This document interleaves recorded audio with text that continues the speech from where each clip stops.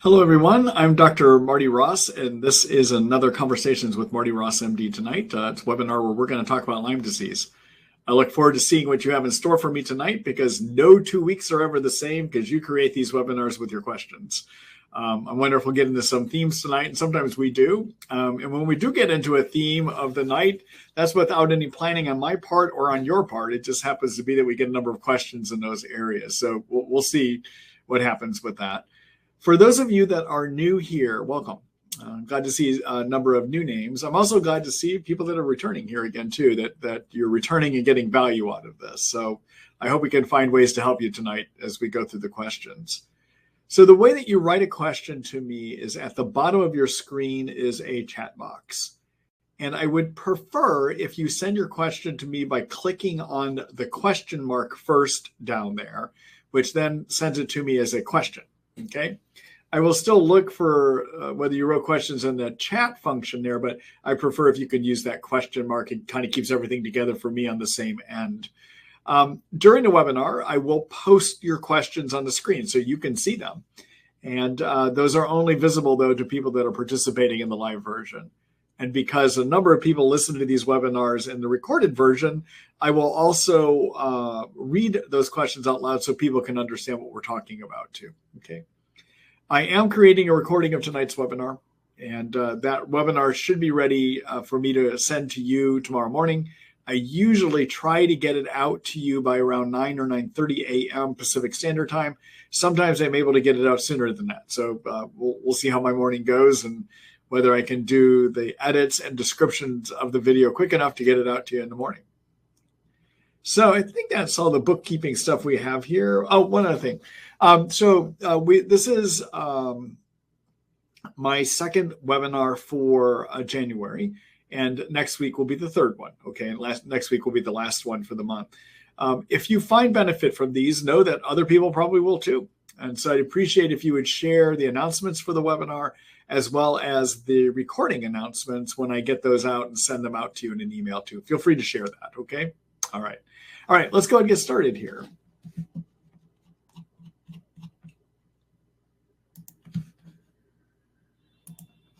Hello, David. Let's see. Hello, Dr. Ross. I retested my daughter for mold via real times after 3 months since her initial test. We moved out of the mold-infected home. Her trichocethi gliotoxin zearalenone have slightly lowered. However, her ochratoxin have increased by double. Real-time labs stated that the levels have increased due to her body getting rid of the toxins. Have you heard of this before? Can getting rid of the toxins increase mold levels? If this is true, then why aren't the other levels increasing instead of decreasing? As always, thank you so much for what you do. All right.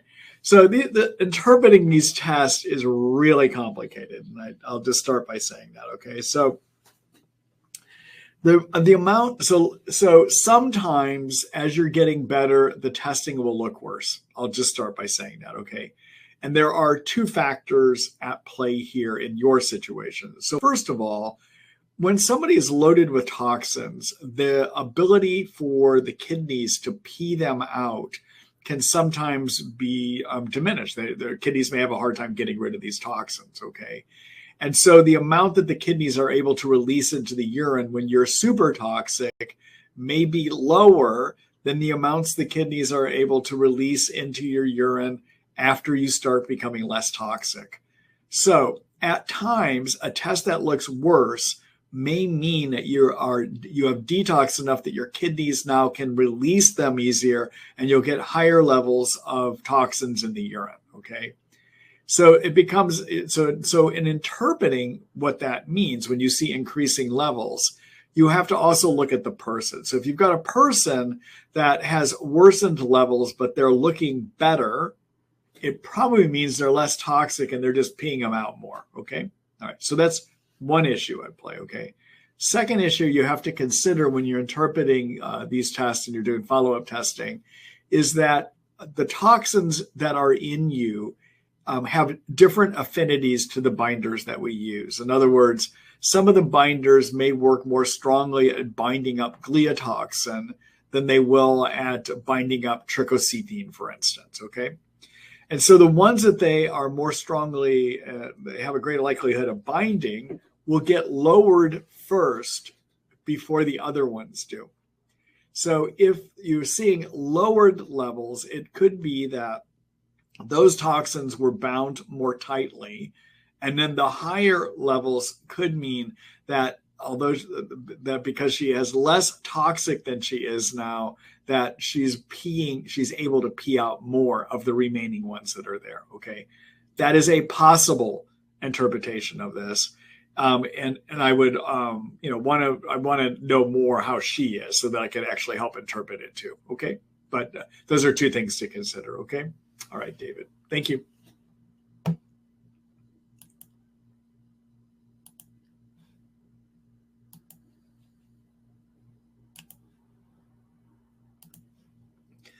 Hello, Lynn. Let's see. Hi, Dr. Ross. Last time you talked about what you recommended and what you did in response to a breakthrough COVID infection. Can you clarify what supplements you would take right away to support the immune response and what supplements you would delay and how long would you delay them to avoid a cytokine storm? If you took the supplements to avoid a cytokine storm right away, would you run the risk of dampening the initial immune response to fight the virus? Also, do you see a difference between using glucosamine sulfate and glucosamine HCl for joint degeneration? Okay, so let me take these in reverse order. So regarding glucosamine sulfate and glucosamine HCl, so everyone, glucosamine is a building block for cartilage in your joints. And either due to Lyme or due to wear and tear from age, sometimes we wear down that cartilage and it can lead to more pain in the joints, basically. So you can rebuild the cartilage using glucosamine. And evidently there's a second form, which is glucosamine HCl. To be honest with you, I don't know the difference between those two in terms of effectiveness. I haven't seen any studies done on that, so I can't speak to it. I know in my practice I use glucosamine sulfate, and that's what I see good results with. And so glucosamine sulfate, everyone, is one of the chemical building blocks for your cartilage. And if you build more cartilage, it can help with the degenerative joint pain as well as the degeneration of the cartilage too. Okay. All right. So then, Lynn, so as many of you know, about 2 weeks ago, or I'm sorry, not 2 weeks ago, about 4 weeks ago now, I got COVID before the holidays. And I did send out a letter or an article talking about Omicron and the steps I thought we needed to do to both prevent that harm from it as well as prevent getting it. And then I also talked about what I did and or what someone should do if they happen to get the COVID vaccine or not the vaccine, the COVID infection. Okay. All right. So one thing to keep in mind is what I relayed last week, the things that I did, and these are the things I would recommend to people to do, is number one, get started on zinc, about 30 milligrams. I like using zinc picolinate, 30 milligrams one time a day. And if you have it on hand, I would do quercetin also. Quercetin is a bioflavonoid that can lower cytokines, but it also helps bring zinc into your cells. Okay, now the reason to do those two together is if you bring zinc into the cells, it may limit the virus's ability to replicate. Okay, so it may, being the operative word. Okay, in theory it should, but no studies have been done to look at that for sure. Okay, so one way of decreasing the virus's ability to replicate is a combination of zinc and quercetin. Now, I did not have those on hand, so I wasn't able to use those. Okay, but if I had had them on hand, I would have done them. All right. What I had on hand was both glutathione and curcumin, and I do recommend both of those. And the reason I recommend doing those is to prevent getting a cytokine storm. All right. So when the greatest chance that people have of harm from COVID is the pneumonia and lung damage that can develop. And one of the reasons that develops is that the immune system overreacts to the germ and makes too many cytokines. So when I got sick with this, to limit my chances of getting into the bad pneumonia and the bad lung injury from it, what I did have on hand, because I happen to have them at home, is I did have both curcumin and glutathione. And I started the curcumin as Thorn Mariva 500. That's the product I like to use. 500 milligrams 3 times a day. And I did the glutathione as the Trifortify product by Research Nutritionals, 1 teaspoon twice a day. Okay. And again, I used both of those to basically limit my chances of getting into lung problems. Okay. All right. And then finally, the other thing I had on hand that I take regularly because it helps limit the chances of getting bad outcomes from any kind of viral respiratory infection is vitamin D. There's good studies that show that during cold and flu season, people that are on vitamin D have less bad outcomes than people that are not on vitamin D. And so that is one of those things I usually like take as a preventive, and I kept taking during my bout with COVID. Okay. Now, you raise a good point in that what about if you limit your cytokines? Could that possibly hurt your immune system ability to deal with this? Okay. So let's talk about what cytokines are first to answer that, and then I'll be glad to respond to that. So cytokines, as many of you know from being in my webinars, because I always talk about cytokines, cytokines are inflammation chemicals and messengers that are made by your white blood cells whenever they see an infection or a toxin, okay, circulating in your bloodstream.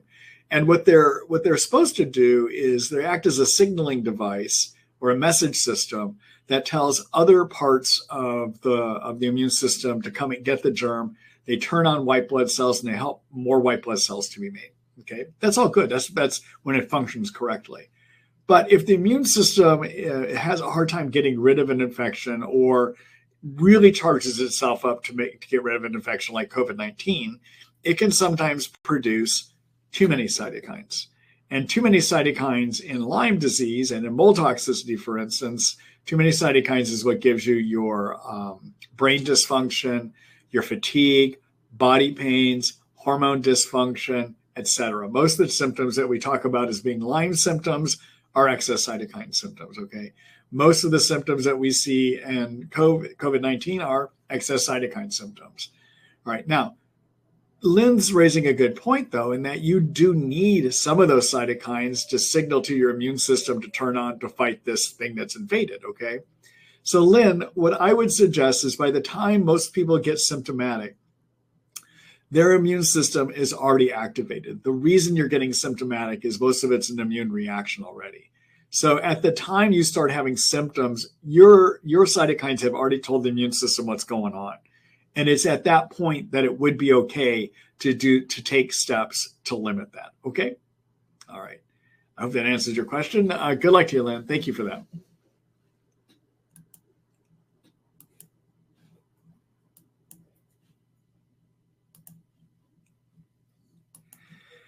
Hello, Sita. Let's see. Have you tried using fenbendazole as an azole in the treatment of Lyme or co-infections the same way some people use fluconazole? Well, that's interesting. Let me look what fenbendazole is. I haven't used it, but I want to see which one it is. So hold on here just a minute.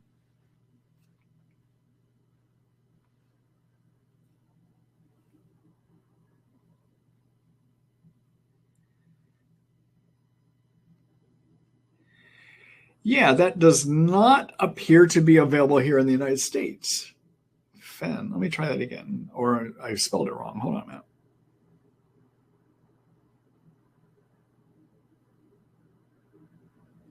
Yeah, I don't see that it's available here. So anyhow, let me talk briefly. So everyone, there is a class of antimicrobials, which are known as the azoles, okay?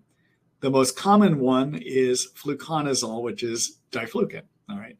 So the azoles in general are medicines that we use to treat fungus or yeast infections. In addition, 2 of the azoles we have traditionally used to treat the cyst form of the Lyme germ that lives in us. And so the 2 that have traditionally been used by many Lyme doctors to treat the cyst form of the Lyme germ are metronidazole and tinidazole. Do you hear how they all end in azole? Okay. Metronidazole is also known as flagyl. All right. So these azoles are a family, and a number of years ago, because metronidazole, tinidazole are used to treat cyst, many of us will use other members of that family to treat Lyme cyst. And so I have in my practice for years. I've used As an alternative to using a metronidazole or tinidazole, I will use diflucan, fluconazole. Sometimes we'll use itraconazole. I sometimes will use ketoconazole. I interchange any of the azoles. Of those, the easiest one to tolerate usually is fluconazole. Okay. Now, what's interesting is there's recent research that came out of, or not recent, it's about 2 years old now, research that came out of Johns Hopkins University that was looking to see what is the best thing we can use to treat Bartonella. And in their studies, they were looking to see what do we use to treat growing Bartonella and hibernating, also known as persister Bartonella. And in the study, they took one member of each drug family. So for the tetracyclines, for instance, they used doxycycline. They did not use minnow, and they did not use tetracycline. They used just doxycycline, okay? And for the azoles, they chose a drug called clotrimazole. And what clotrimazole is it's a chemical that's usually used in can be used in vaginal yeast creams and also in topical on your skin creams to treat fungus and yeast infections. It's not available as an oral form, although compounding pharmacists can make it into an oral form. But the issue about even if they make it into an oral form is it really even absorbed, because it's just not a well-absorbed substance, okay? So because of that, many of us, including myself, have started using azoles that are available in an oral form and that are well absorbed.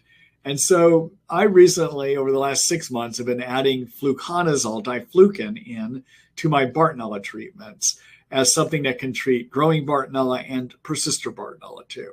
So I don't know the fenbendazole that you're talking about, but as an azole, it should have activities much like against the cyst form of the Lyme germ, and also should have activities as part of a Bartonella treatment too. Okay? All right. Good luck to you, Sita.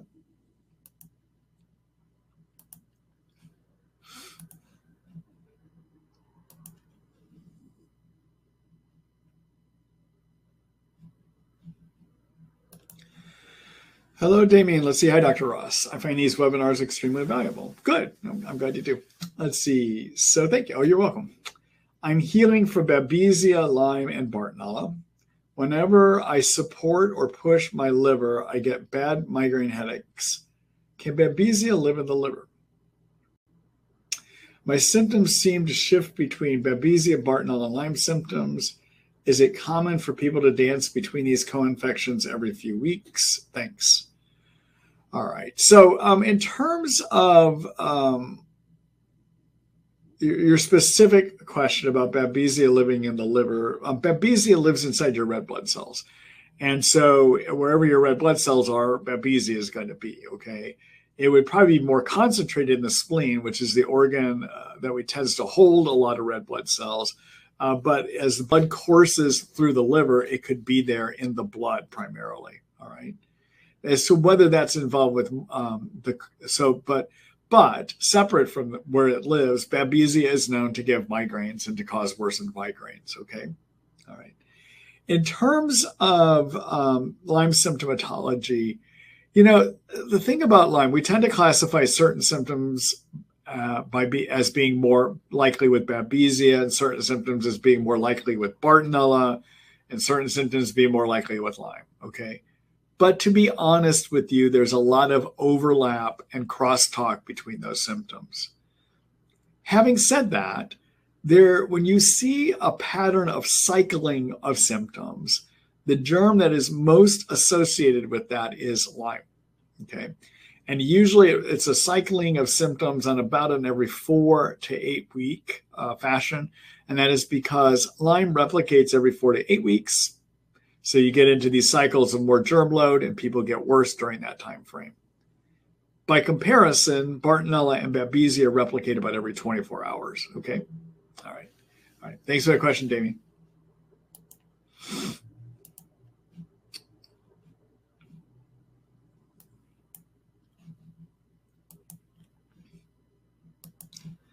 Hello, Jim. Let's see how Dr. Ross. Thanks again for all you do. You're welcome.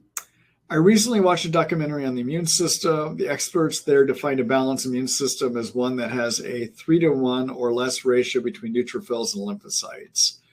I have chronic Lyme and co-infections, and my ratio has been higher than that for quite a while.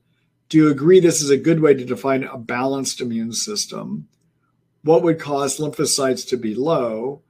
And what things can a person do to increase lymphocytes? I don't know the literature on that to be able to comment whether I agree with that or not. Okay. What I can tell you is in my practice, it's very common that people with Lyme will have lowered lymphocytes.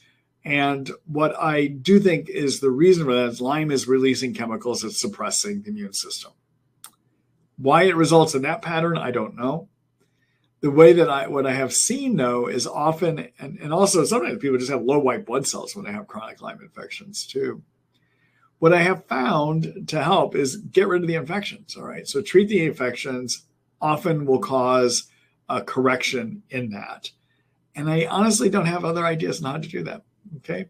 All right. Thanks, Jim. I'll have to look at that literature on that a little bit. I'm not familiar with it, though. All right.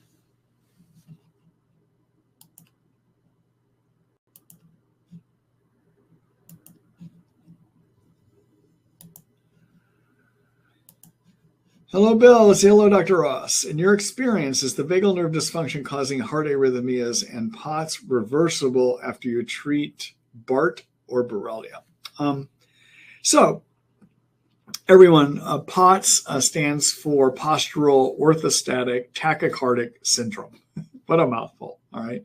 Postural means it occurs when you're laying up or down, and it tends to happen more when you're up, okay?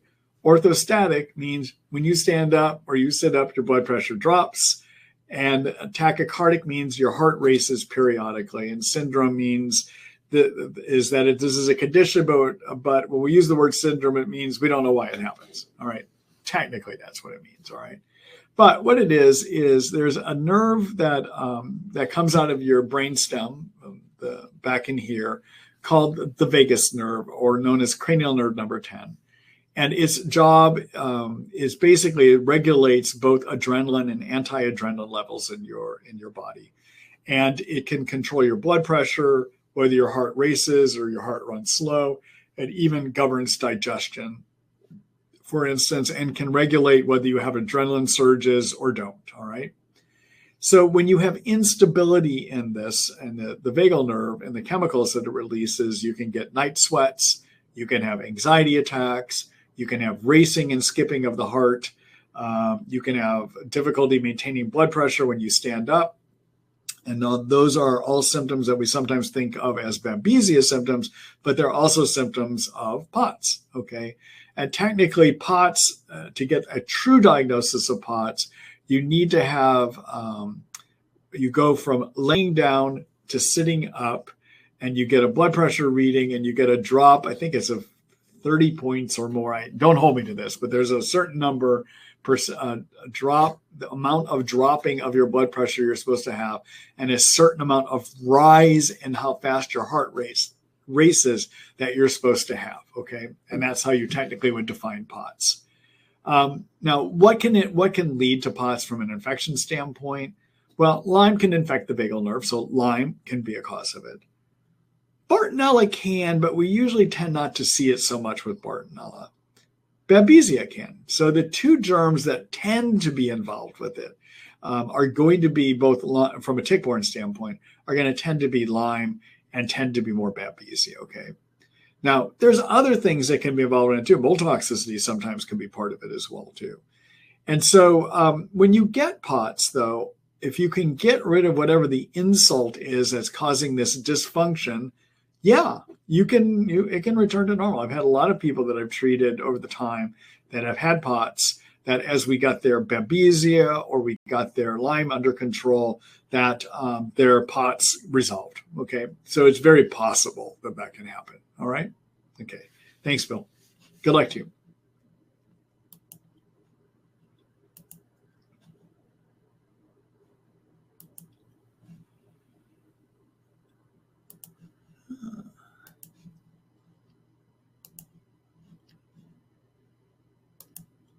Hello, Rich. Let's see. Hi, Dr. Ross. These webinars are fantastic and super helpful. Oh, okay. So I'm sorry. I thought I was rereading a question that I read already. Anyhow, so Rich, I'm glad that you're finding them helpful, and you're welcome, by the way. To treat Lyme, I have taken a huge amount of herbs and supplements over the last 2 years, but I have not taken any pharmaceuticals or prescription antibiotics. Have you ever had any patients develop liver or kidney problems from taking too many herbs and supplements? Do you have any good recommendations for liver and kidney support supplements? So no, I have not had anyone develop liver inflammation or kidney filtration problems while they've been on the herbs. Now, that's not to say it couldn't happen, all right? But your odds of having complications and side effects that hurt the kidney or the liver are a lot less with herbal medications. They just are, okay? All right. In terms of what supports your kidneys and supports the liver, for the kidneys, the main thing is just drink enough water. There is not a specific supplement that helps your kidneys work better, but you want to give them enough water so they're filtering things out of you, basically. Okay, so your kidneys are your organ that remove water-soluble toxins. And if you're flushing them more regularly, drugs will not be able to sit there and bother them as much. So you tend to have less harm from the drugs or the herbs by just having enough water, okay? So what's a reasonable amount of water? Well, a good amount would be an amount that actually makes you pee enough that you have clear urine. That's not yellow, all right? And depending on the person, that could be 4 8-ounce glasses of water a day. It may be up to 8 8-ounce glasses of water a day, okay? And then in terms of liver support, my favorite way to support the liver is with glutathione. And if you can't take glutathione, then I have people use one of the building blocks for glutathione, which is N-acetylcysteine, also known as NAC. So if you're to use NAC, it's 500 milligrams twice a day.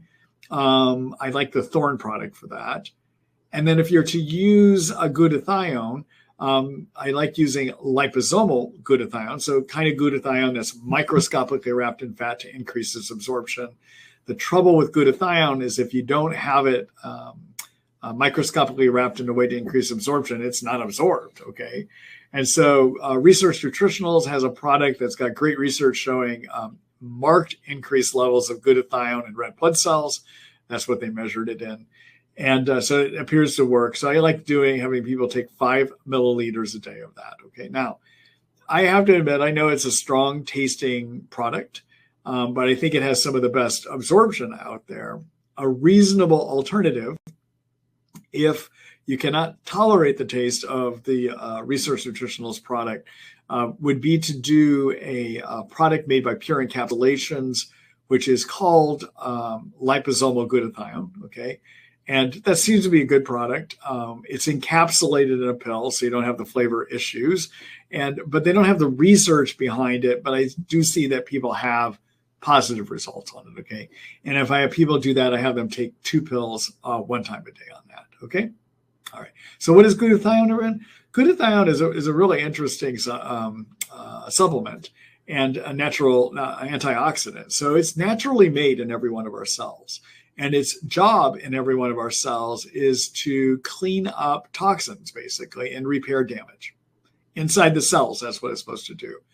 It's also made in a large amount within the liver, and it's used by the liver as one of the primary detoxification chemicals, too.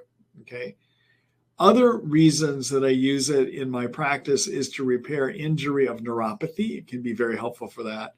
I like using it as part of my protocol to repair your energy factories called mitochondria because it can help fix them on the inside. You would also want to do things to fix them from the outside. I'll show you the article I've written about that here in a minute. And then I also like to use it to lower cytokines. And the way that it works to lower cytokines is a very strong antioxidant. And as I've said earlier tonight, white blood cells manufacture your cytokines, right? But they have to be signaled to make it. And what signals those white blood cells to make cytokines are oxidizing agents. Glutathione, being one of the strongest antioxidants in our body, does a good job of lowering those oxidizing agents so the white blood cells don't get the signals to make the cytokines, okay? All right. So I briefly mentioned Mitochondria are your energy factories. They can get injured when you have chronic Lyme, and they can become a cause of why you have low energy. Let me show you an article that I've written about that with information about what you can do to fix that too.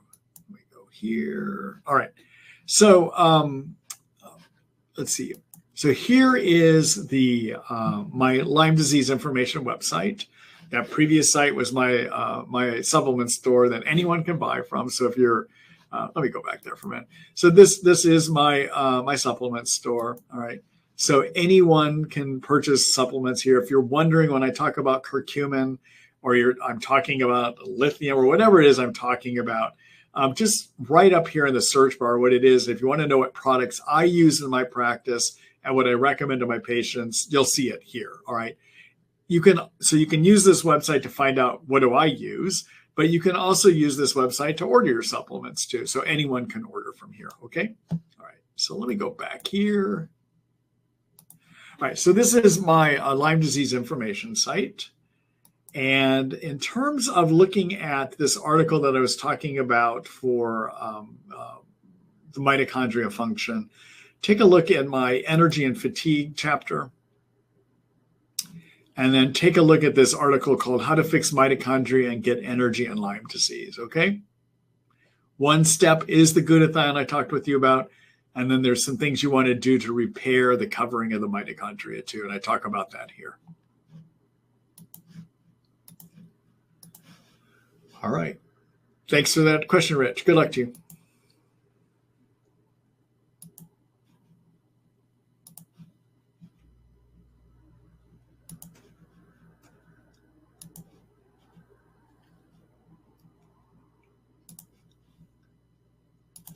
All right. Hello, Tammy. Let's see. Hi, Dr. Ross. Thank you for doing these webinars. They are very informative and helpful. You're welcome. My son has Bart, Babesia, mycoplasma, yeast, leaky gut, and mold. He has been taking several meds and supplements for years. He has always been able to take them without any issues. However, recently they started to cause delusional OCD thoughts that can last for hours, and during this time his pupils are dilated. It is happening with any type of med or supplement, regardless of what it is. Antibiotics, antifungal supplements such as GI detox, curcumin, quercetin, etc. We've had to stop everything he is taking because of it, and now he is in a very bad state of health. Upon trying to add anything back in, one med at a time, it still triggers the delusional OCD thoughts and dilated pupils after introducing only one pill. We immediately stop the pill, wait a few days, and try something else, and the same thing happens again. Have you seen this happen in your patients, and what could be causing this? Wow, I have not seen this happen at all in my patients. And if you were to see me, I would have to do some more research on this. I would have to get into literature and see if anyone else has described this. I would also probably send out a message to some of my colleagues within iLads and see if anyone else has seen something like this before too.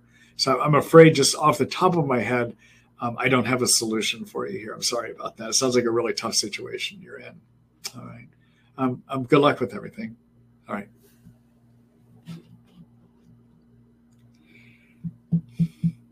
Let me just make a comment, and I don't know if this would work or not.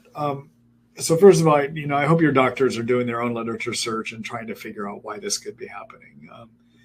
Number two, sometimes when I know that we can't do anything internal on a person because it may cause problems, when I'm trying to create balance and health so we can get back to using things again, I sometimes will have my patients work with a Chinese medicine or Japanese medicine provider to get acupuncture. Acupuncture can create energetic balances that sometimes can balance and remedy some of these kind of situations. I can't give you any guarantees it will work.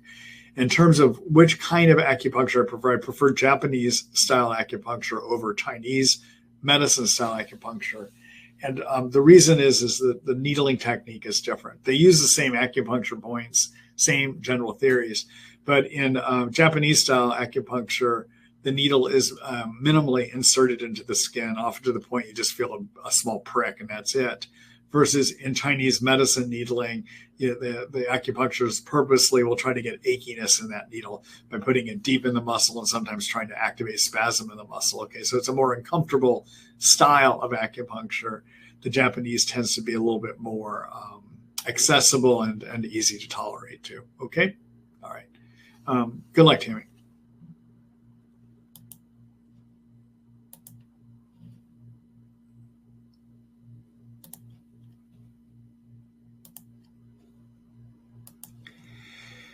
Hello, Dave. Let's see. Do you normally recommend your Lyme patients take magnesium supplements? I have heard mixed opinions on this. Also, can you go over what the best form of magnesium supplement is to supplement with? I've heard that magnesium glycinate is one of the best forms to take. I believe you have a different form of magnesium that you sell on your website that is thorn citramate, and that contains magnesium citrate and magnesium malate. Is that one better than magnesium glycinate? Okay. So, So magnesium, many of us, so magnesium is needed for cells to function, okay? And more these days, our soils are depleted of micronutrients and minerals, including magnesium. And by some estimates, most of us are magnesium deficient, okay? Now, there are different forms of magnesium. And although some people will say never use magnesium, it feeds the Lyme germ, and I hear that kind of stuff, and I'm like, what? Based on what? There may be some studies that show that Lyme likes magnesium, but you know why Lyme would like magnesium? Because it's designed to live in us, and we like magnesium too. All right. So the thing about some of my colleagues will see a study on sugar in Lyme or whatever in Lyme feeds Lyme. Keep in mind, Lyme is going to be fed by the same stuff we need, okay? So you can't starve yourself to starve the germ, okay? That would be my general commentary, all right? When do I like using magnesium? I like using magnesium when people have a lot of muscle achiness because I find it can be helpful with that. I like using magnesium as part of a sleep to help get people asleep. You take around 400, 600 milligrams of any kind of magnesium at bedtime. It can help. So those are the primary reasons I use it in my practice. Now, some of my colleagues will also use it to help with thinking. I'm sorry. I also like using magnesium for migraines. People with headaches and migraines, if you replace magnesium with about 600 milligrams a night, that over time can help alleviate a lot of the headache problem as well too. Okay. All right. So I like using it for sleep, headaches, including migraines, and muscle achiness. Some of my colleagues also like to use it, one of the forms of magnesium called magnesium glycinate, to help with thinking. Okay. So the magnesium glycinate, the magnesium part of that could help with the headaches, could help with muscle aches, could help with sleep, and the glycinate may be good for thinking. All right. And then in terms of magnesium, other forms of magnesium, there's some studies that would suggest that magnesium malate may be better for the fibromyalgia type pains that people get over other forms. And that's why I carry the thorn magnesium citramate, which is a combination of magnesium citrate and magnesium malate. Okay. In the end, to be quite honest with you, the only magnesium I don't use is magnesium sulfate, because that tends to stay more intestinally and tends to lead to looser stools and diarrhea, basically. The other ones I kind of use interchangeably, to be honest with you. Okay? All right. The rule of thumb with magnesium is you can take as much as you can tolerate, and what you can tolerate is the amount that doesn't give you diarrhea. All right. The reason it gives you diarrhea is that magnesium attracts water into the intestines. All right. So there's a level you can take before you start attracting too much water and giving yourself loose stools, basically. Okay. Good luck, Dave.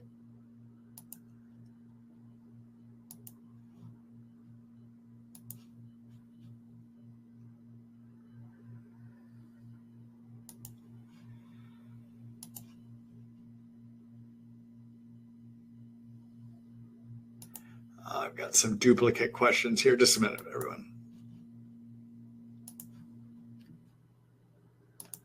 All right.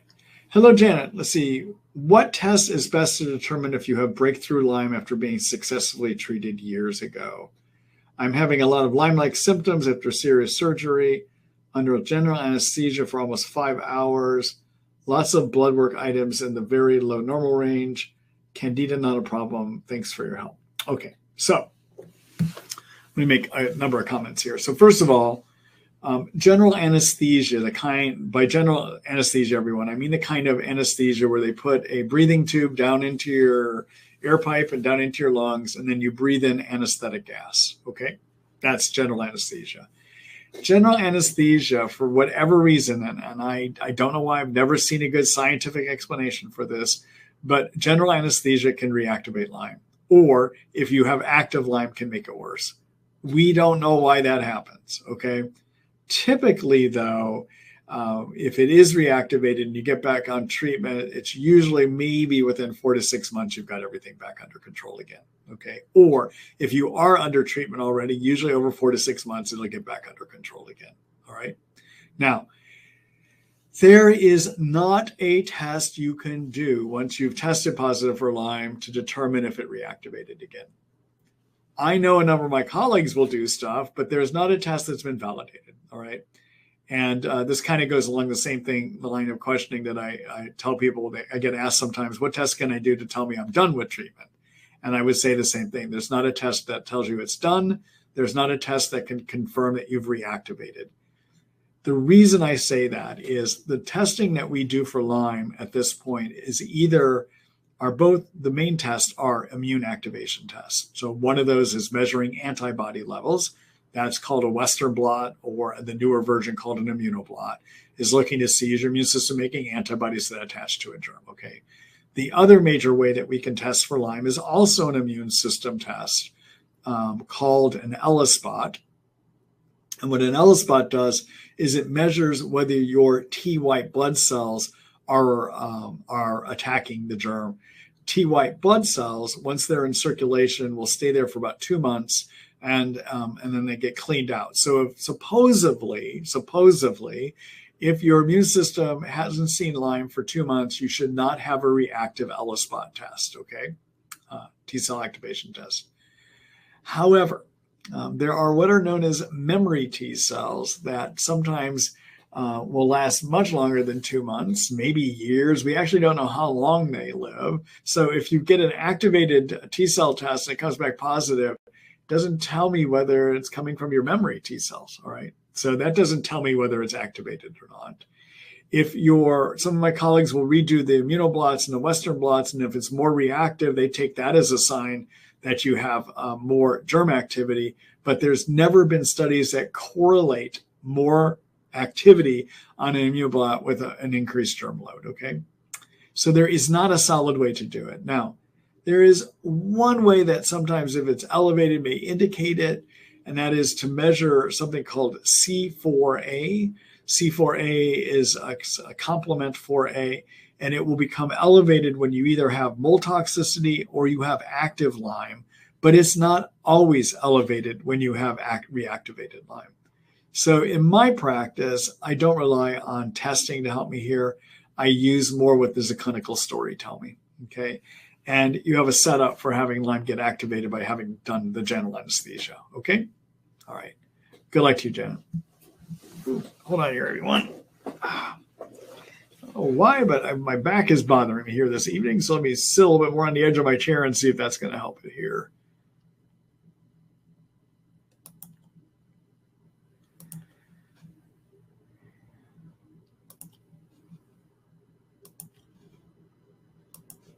Hello, Michael. Dear Dr. Marty, thank you for sharing your knowledge with us. You're welcome. Let's see, 2 questions. We often discuss binders in your seminars. Do you think these substances can bind histamine in the body? And number 2, I've read that Borrelia and possibly other microbes can create harmful levels of ammonia in the body. I have severe chronic borreliosis, babesiosis, bartonellosis, and bizarrely enough, at times find a strong scent of ammonia on my skin, particularly after sauna use. What do you make of this? Have you encountered it in your practice, and how could one treat it? Could binders remove the ammonia? All right, so That ammonia smell is something that I do see in my practice, and I tend to think it's more of a detoxification problem. That's been how I've looked at it. Okay, so fat-based toxins and some water-based toxins, fat-based toxins basically are all uniformly going to go to the liver, where they're going to get changed into water-based toxin, move out into the intestines, and we poop them out. Okay, all right. Things that are fat-based that the liver doesn't handle right get moved back out into the intestines, and then they get reabsorbed back into the bloodstream again. And if they can't get removed by the intestines, we'll wind up sweating them out, all right? Now, sometimes things like ammonia will be sweated out because the liver and the kidneys cannot clear them out, all right? In which case the kidneys and liver are overloaded.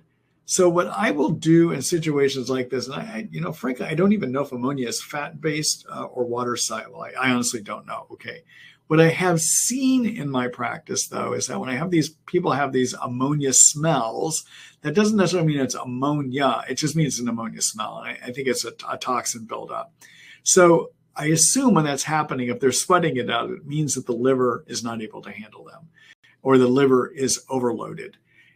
Or the things are getting reabsorbed back into the body again through the intestines. And so what I often will do in situations like this is I use binders. I have successfully been able to get that smell and odor to go away by using 1 scoop once or 1 scoop twice a day of cholestyramine, for instance. Okay, I've had success doing that.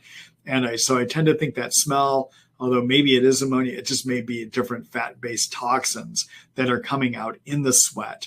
And you can help start removing some of those via the intestines, and the way the liver moves those into the intestines using your binders. Over a couple of months, often that's going to get better for a person. Okay, that's been what my experience has been. All right, and then do binders bind histamine?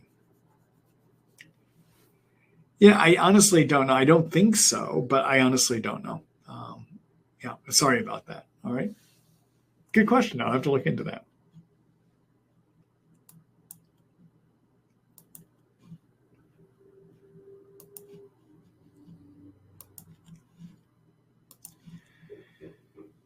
Hello, Anna. Let's see. What minerals are affected? I think I'm missing part of a question here.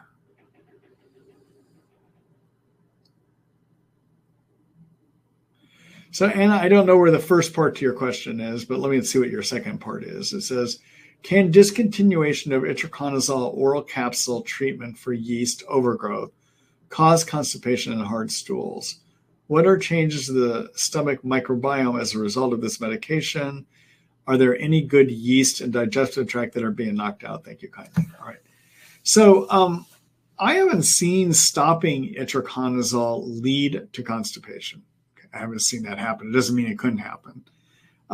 To answer your question about could itraconazole knock out good microbes, yeah, there's a possibility.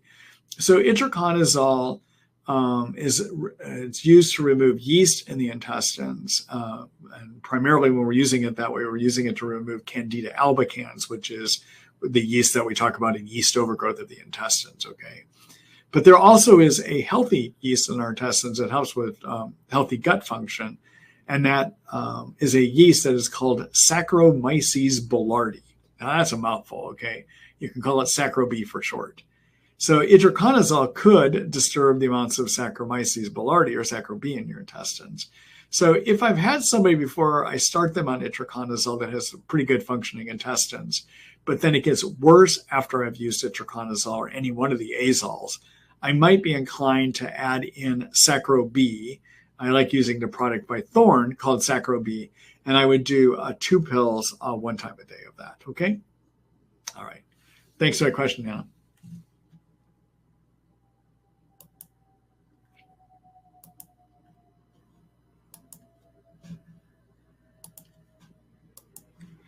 Hello, Rick. Hi, Dr. Ross. How long does it take for depression and anxiety symptoms to improve after starting treatment for Lyme, Bartonella, Beppies? Yeah. So if the only thing that you're doing is to kill your germs and doing things to lower cytokines, meaning you haven't been put on an antidepressant medicine, okay, or antidepressant herbs, Usually within a month or two, I'd start to see it lift, okay? But when people are really in a severe state, I sometimes will add antidepressant medicines or antidepressant herbs in too, all right? Thanks for your question, Rick.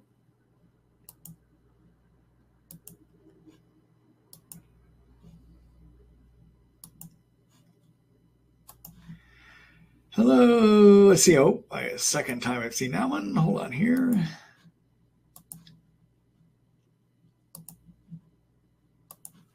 Hello, Sandy. Let's see. Thanks for the webinars. I'm taking herbal antifungals for ochratoxin A. I need to take the hygienic test for Lyme and co-infections. Do I need to stop the herbal antifungals before I take the Lyme and co-infections test? No, there's no reason you would have to stop those. You'd be okay continuing to use them. Okay. All right.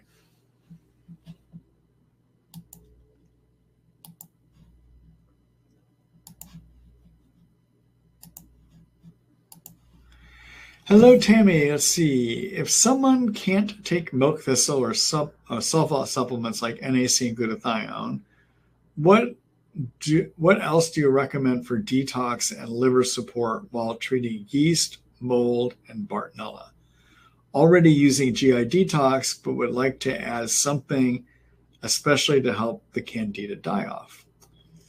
You know, if you have true sulfa sensitivities or sulfur sensitivities, then I don't have another recommendation for you.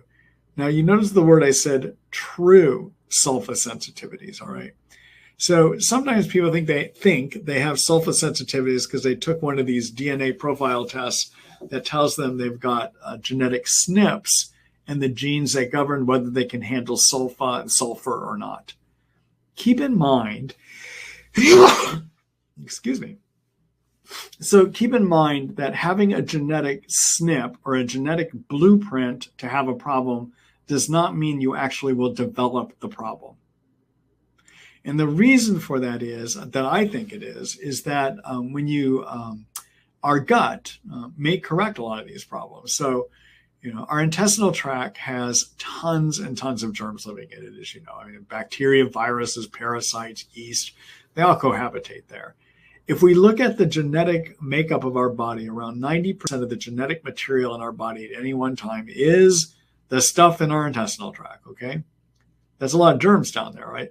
And we let them live there. And the reason we let them live there, we're just not benevolent. We just don't let them have food scraps and hang out and have a good time and party down there. No, we're getting something from them, all right? Some of the things that we get from the bacteria, they help with digestion, all right? They help remove toxins. They can remove things we're allergic to. But they send out signals to the brain and help your brain work right. They send out signals to the immune system and help the immune system work right.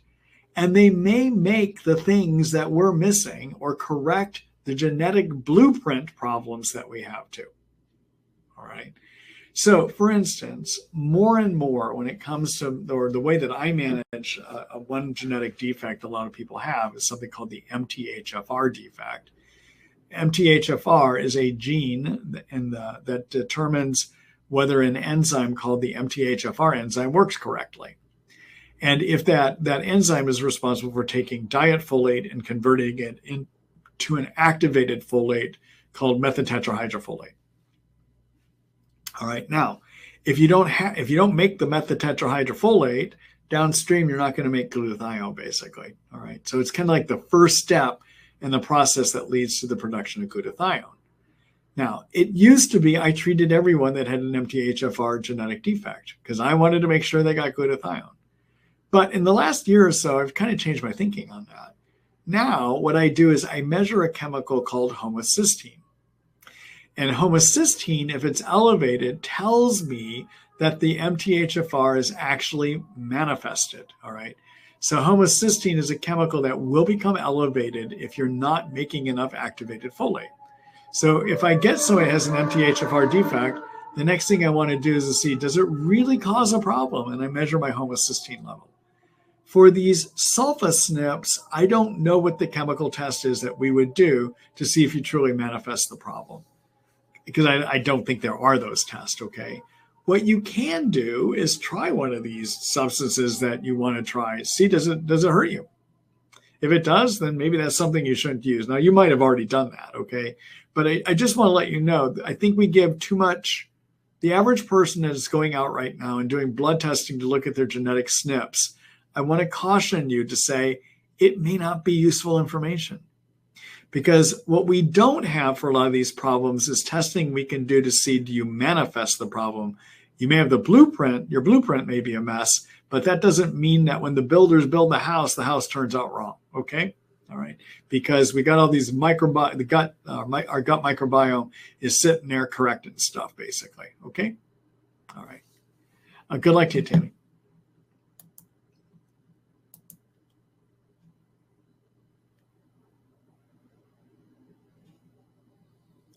Now, I'll say that this is for Tammy and everyone too. One of the more, so if you look at the gut microbiome, the amount of research that's going on in that area is just astronomical. It's going up exponentially over the last 5 years, 6 years or so. We're just learning tons of stuff, okay?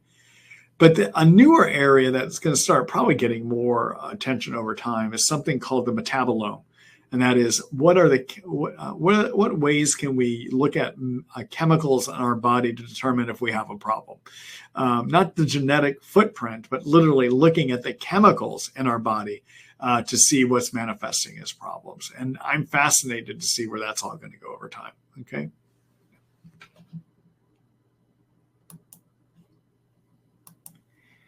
Hello, Thomas. Let's see. What's going on with Chiari malformations and cranial neck instability? This is happening a lot in my local Lyme group. What infection does this? It's not clear to me what infection does this, but one of the things that we will do when we're trying to figure out why people have neck pain and neurologic issues is some of my colleagues will do MRIs, and they find these things called Chiari malformations, okay? And so it may be that you're hearing about it because people are looking for it. Now, keep in mind, not all Chiari malformations actually cause a problem if they're seen. Some of the malformations may be significant enough that they can become part of that ongoing neck pain and neurologic dysfunction in the neck, okay? All right. Thanks for the question, Thomas.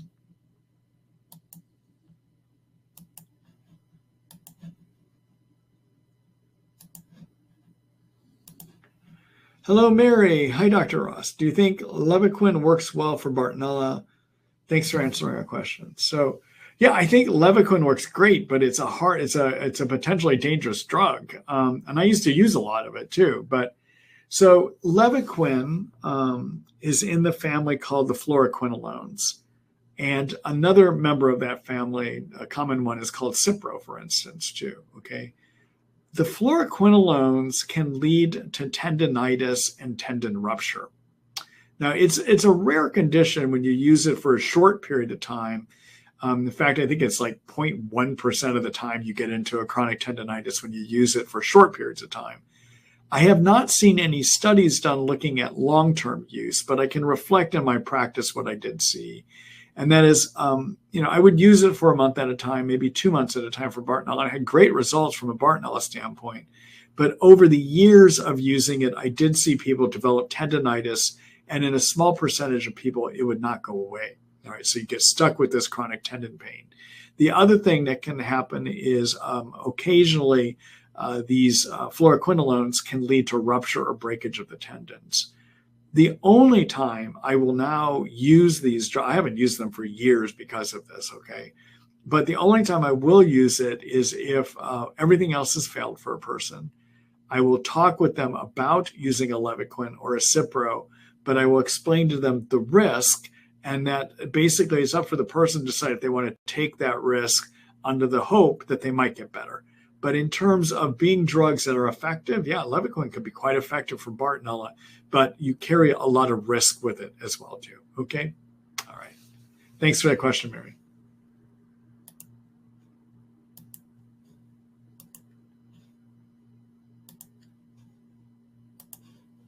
Hello, Tim. Let's see. How are you treating COVID, and do you cease Lyme treatment during COVID infection? Do you think COVID is a permanent dormant infection like many viruses? So as to whether it's a permanent dormant infection, I honestly don't know. I know that for some people, there's many theories as to what this long COVID is, people having a hard time recovering after COVID. One of the theories is that this spike protein made by the virus has a hard time being broken down by your monocytes, which is a type of white blood cell. And those monocytes keep perpetually releasing cytokines that leave you sick, okay? So in that kind of theory, it's not COVID that is still alive in you, but rather the remnants of it are the things that are causing a problem. There are also some people that have theories that maybe what is long COVID is chronic active virus, but we honestly don't know. And I don't know either, okay? So we being doctor, physician, medical community, we just don't know, all right? In terms of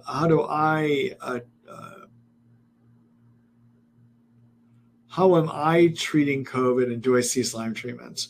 So, if I've got somebody that's on a stable Lyme treatment and we haven't made any recent changes and they get COVID, I'll have them stay on their Lyme treatment. If I've got somebody with Lyme treatment and they get COVID and we're just about ready to start something new, I may hold off on that starting something new because I don't want to trigger a Herxheimer reaction on top of them having COVID, okay? In terms of how do I treat COVID, basically, I outlined this earlier. When people I talked about it, or I talked to you about what I do. I mean, my whole focus is on trying to decrease viral replication using supplements and keeping cytokines under control. I did talk about that earlier tonight. I can show you an article I've written about this as well too. There's 2 articles I'll point you to, or actually 1 article I'll point you to. Let me go find that article here for you.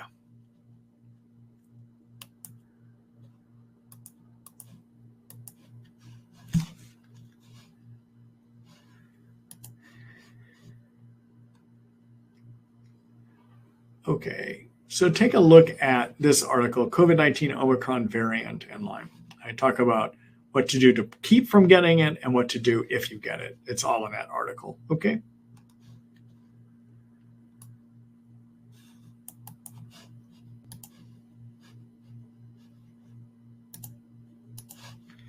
All right, Tim, good luck to you.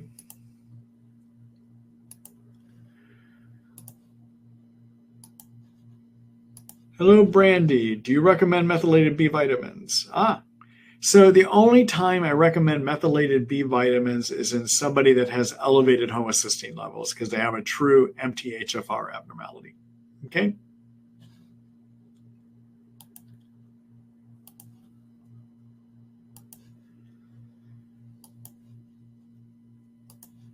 Hello, Sandy. Thank you for webinars. I'm taking herbal. Let's see. Oh, we answered that one earlier.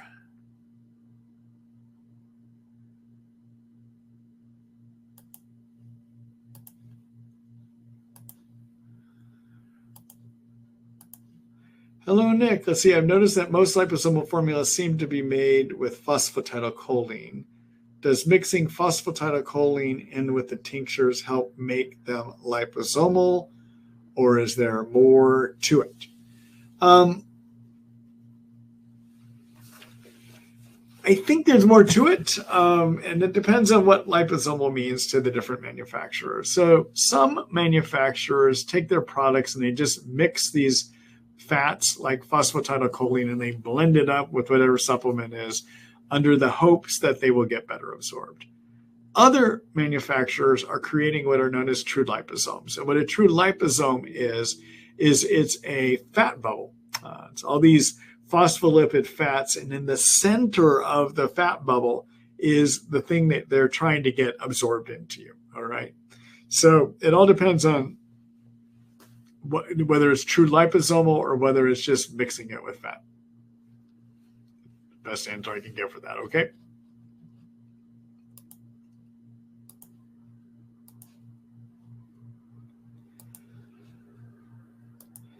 Hello, Dave. Let's see, I think we answered that one earlier.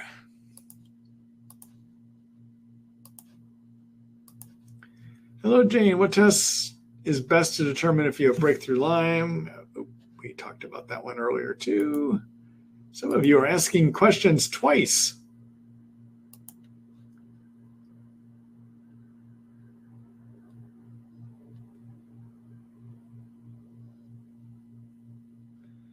All right, let's see here. Hello, Tammy. What do you use Hutania and Abart for? So both of those herbs are useful or could be useful in treating Bartonella. Okay. So Hutania is an herb that comes to us out of Buhner herbal protocol. Buhner typically will use it along with Siddha acuta as his Bartonella germ killers. I use those in my Ross Lyme support protocol, and I find them to be effective about 70-75% of the time. Abart is a product that comes from Byron White formulas. And although I know a number of my colleagues use it, I have not had good success with it. So I tend not to use it in my Bartonella treatments, okay? All right.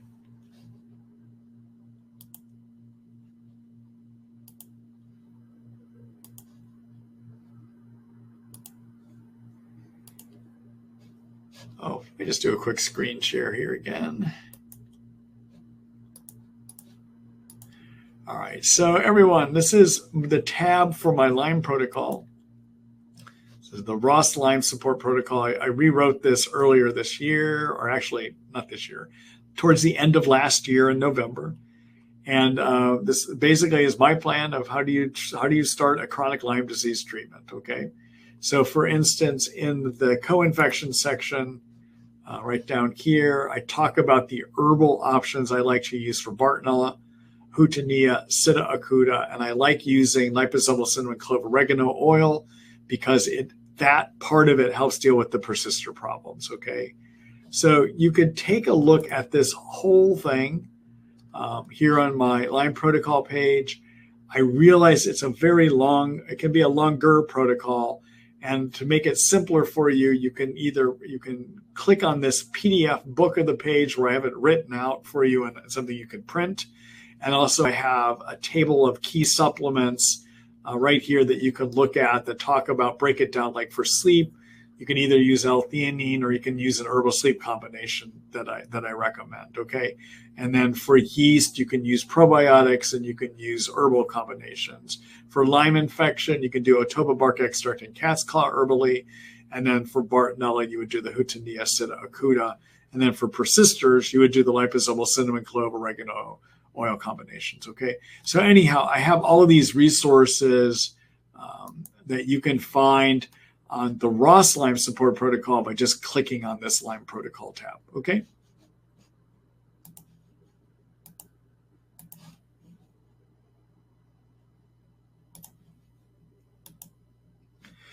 Hello, Sandra. See, hi, Dr. Ross. How often does mast cell activation syndrome, that's what MCAS is, everyone, occur with Lyme and other tick-borne illnesses? What works for treatment, quercetin and prescription meds? Excuse me. How does it cause things like small fiber neuropathy?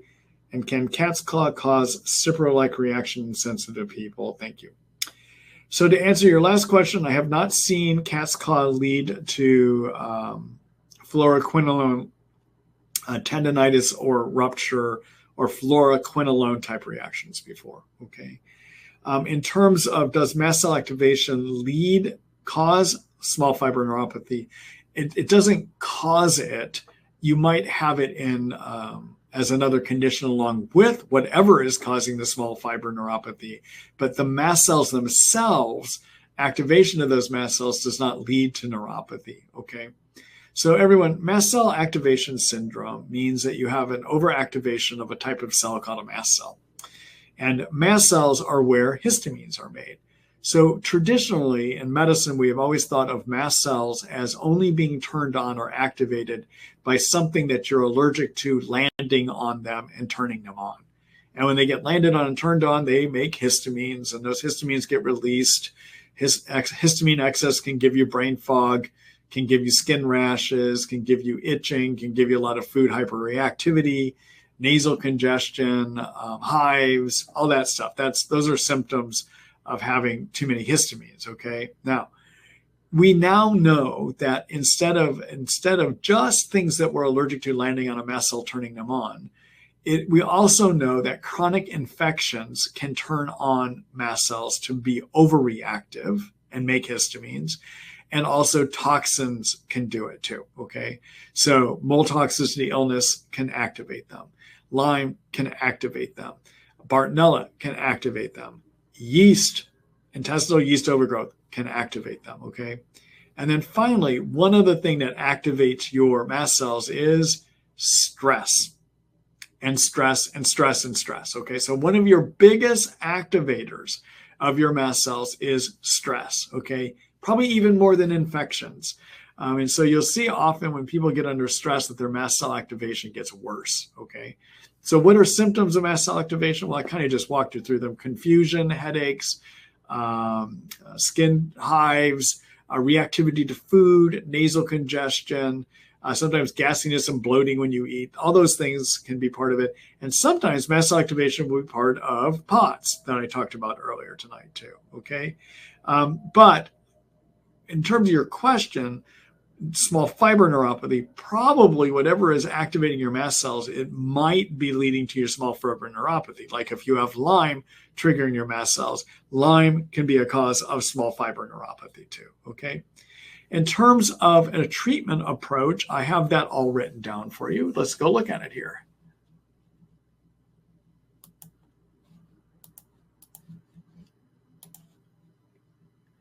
All right, so take a look in my immune chapter here.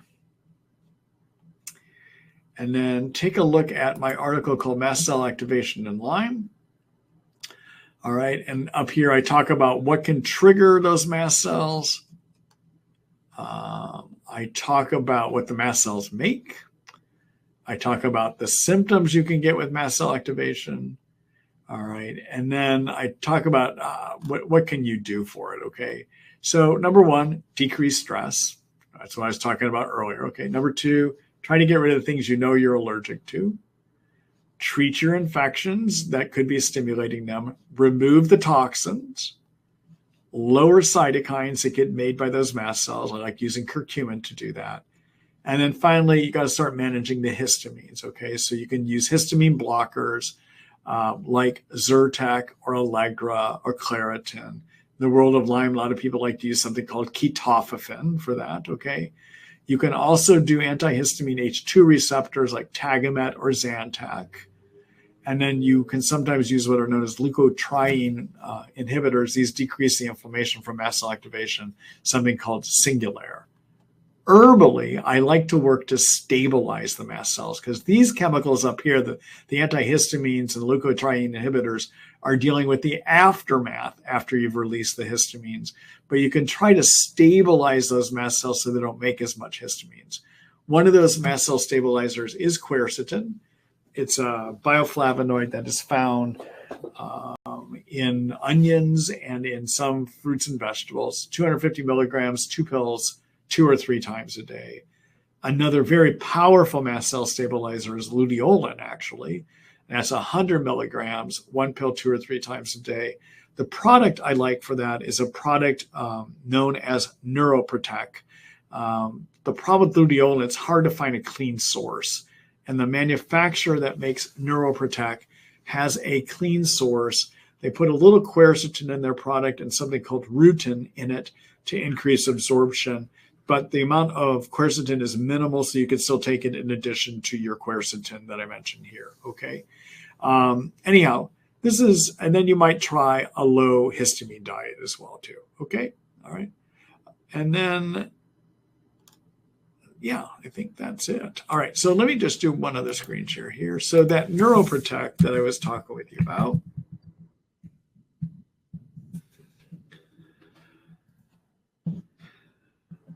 okay, so this is Neuroprotect. It's made by a company called Algonaut, and it's a really good product, okay? And then in terms of the quercetin product that I recommend, I like using a Thorn product for that. And this is the Thorn product right here, okay?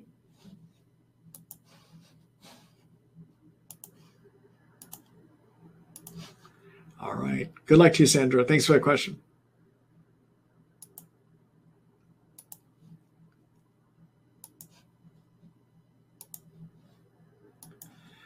Hello, Nick. In your Babesia protocol, it recommends 5 milliliters cryptolepis. Most of the other recommendations are measured in drops. I've been taking 30 drops of cryptolepis, 0.7 milliliters twice a day, and it already seems really strong, much stronger than other tinctures. 5 milliliters seems to be really extreme. Is this right, or am I missing something? Also, does cryptolepis damage the good bacteria in the gut microbiome? So I have found, and I know, so for instance, Horowitz, and some of his work early on in dealing with Babesia would recommend it as 5 milliliters 2 or 3 times a day. I recommend it as 5 milliliters 3 times a day. I find it to be most effective. And yes, it is strong, but it works well at that dose. And so, yeah, no, it's not a typo. That actually is how I wind up using it. Now, I mean, use the amount you can tolerate too, but no, I find most benefit by doing the 5 milliliters 3 times a day. Okay. And then, in terms of it harming the good bacteria, I tend not to find people, I don't tend to have people develop GI disturbance when they're on it in terms of the bacteria. That doesn't mean it can't, but I think it has a minimal chance of hurting the microbiome. Okay? All right. Thanks for the question.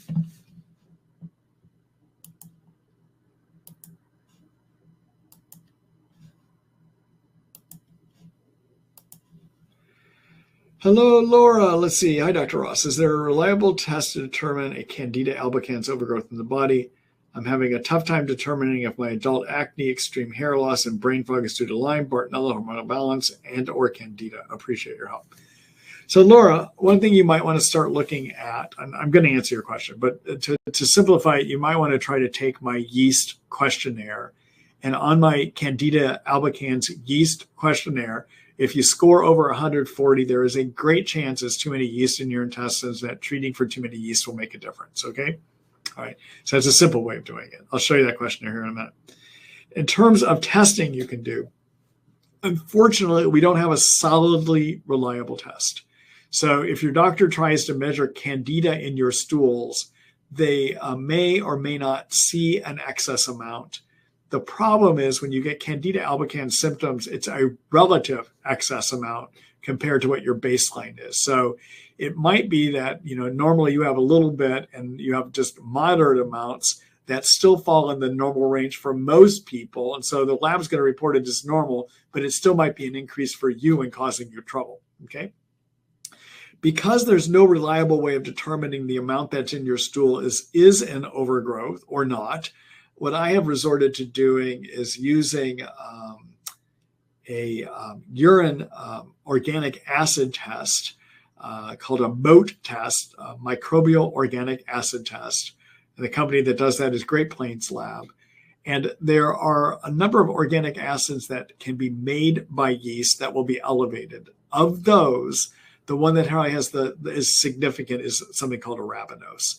And so if your arabinose is elevated, it does mean you have yeast in your intestines. However, you can still have yeast and have normal arabinose. And I don't know, I've never been able to find data that says what percent of the time that somebody has yeast, do they have an elevated arabinose? I don't know, all right? My approach in my practice is to tend to follow my questionnaire. If people are over 140, I will treat for yeast. If we've treated them and they're not getting better, I might do a second month of treatment. And if they're still not getting better, then I'm going to start to look and see if they might have SIBO, small intestine bacteria overgrowth. And that's something you can diagnose with a breath test through a lab called Genova Diagnostics. And I will wind up getting the arabinose test at that time using the organic or acid test, okay? All right, so let me just do a quick screen share here for you.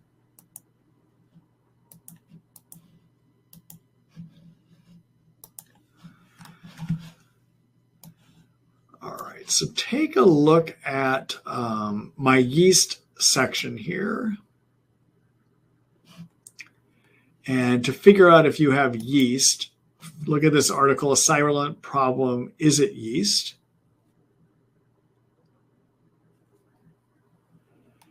And then take a look at, let's see, right down here, right there is my yeast screening questionnaire.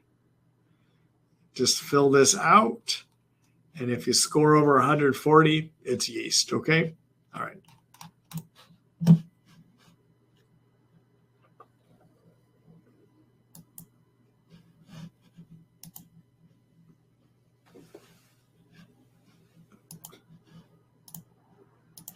All right.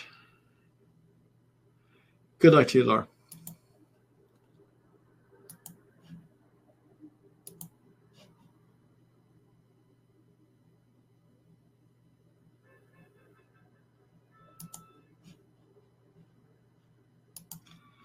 Hello, Kate. Hi, Dr. Ross. I don't know if you know the answer to this, but how can a type 1 diabetic know whether or not they're insulin resistant?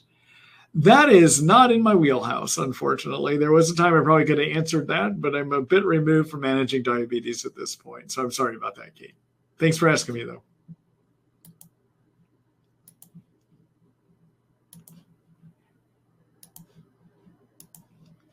Hello, Robin. Hi, Dr. Ross. I had generalized anxiety disorder prior to getting bit and contracting Lyme last March. I was off all meds and meditating, but with the anxiety now from my Lyme, I need to start back on an anti-anxiety med such as medicine like I think Cipralex. Is that okay to take this while on herbs and supplements for Lyme? Yeah. So the Cipralex is an anti-depression, anti-anxiety medicine in the Prozac family, or the SSRIs as we call them. And that's perfectly fine to mix those together. I use those in my practice as well. I just started somebody on something called citalopram, which is a generation removed from the Cipralex earlier today. Okay, so yeah, I do use those in my practice. All right. Good luck, Robin. Thank you.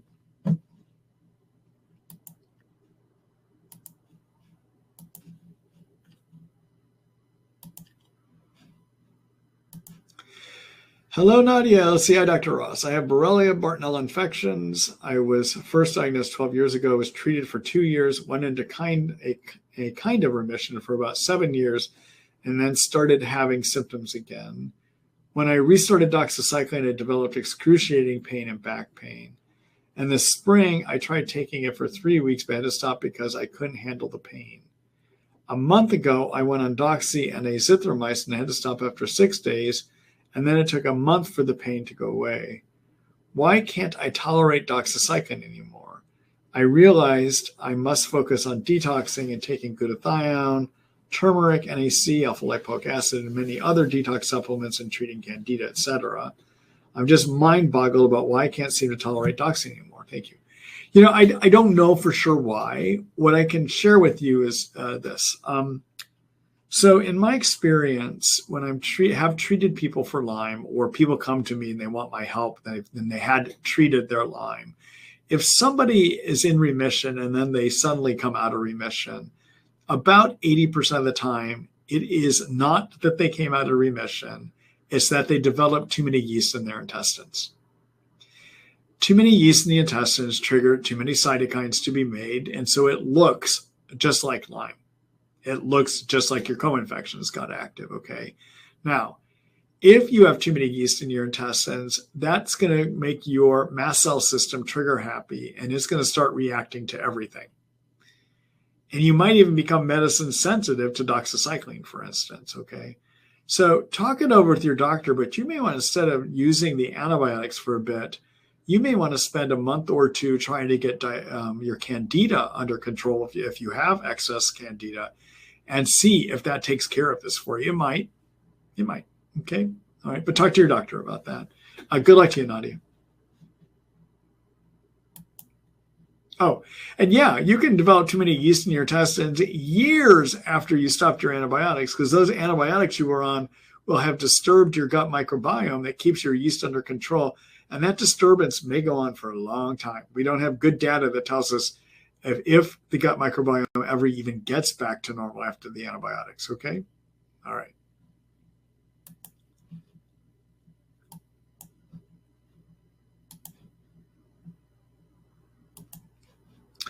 Hello, Juliana. Hi, Dr. Ross. Can you have excess cytokines even if your cytokine levels are all normal in blood work?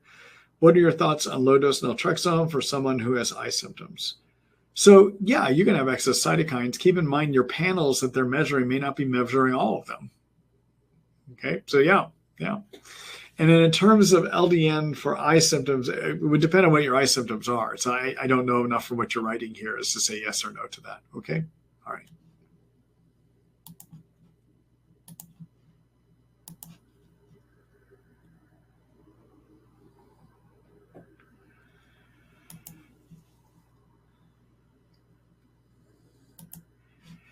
Hello, Kate. Hi, Dr. Ross. What's your opinion on these people in Facebook groups who claim they've been suffering for the co-infection of babesia or Bartonella for decades?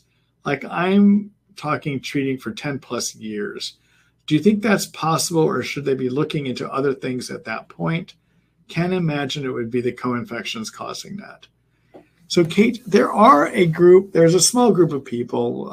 When we treat Lyme and we treat co-infections, about 85% of the time, we can help people get better with standard courses of antibiotics. And by standard, I mean standard for those of us that treat chronic Lyme disease. But there is a subset of people that the standard antibiotics don't work. But if you use them long enough, they may eventually. So that's not wrong that these people are still being treated. Having said what you said, though, you're right. We should always be looking at other causes for problems.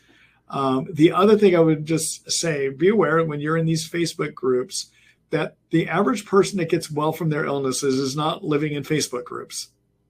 Okay. Facebook groups and online support groups are heavily skewed towards those 15% of people that have a hard time getting well. So just keep that in mind too. Okay. All right. Good luck to you, Kate.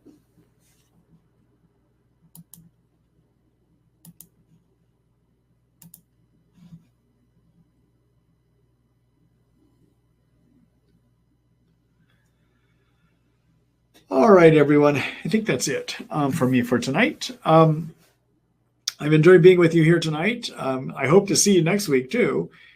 Keep your eyes out in your email tomorrow morning, somewhere between 9 and 9:30 in the morning. I should get a synopsis of what we talked about to you tonight out with links to the recorded version of the webinar. And as I said earlier, please share it. Share this information. Share it so other people will participate and get some help along their journey as well too. All right. So good to be with you here tonight. I look forward to seeing everyone next week. Good night, everyone.